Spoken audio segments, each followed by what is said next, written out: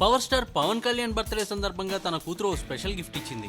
మీకు తెలుసు పవన్ కు మూడో పెళ్లి చేసుకోవడంతో రెండో భార్య రేణు దేశాయ్ దూరంగా ఉంటుందని. అయితే పవన్ రేణు దేశాయ్ ముద్దుల కూతురు ఆరాధ్య డాడీ బర్త్డే సందర్భంగా ట్విట్టర్ లో పోస్ట్ చేసింది.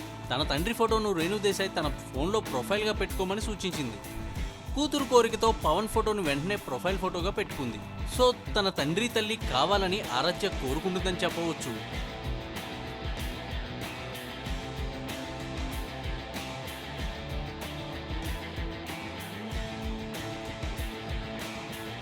చూస్తూనే ఉండండి టాప్ తెలుగు మీడియా.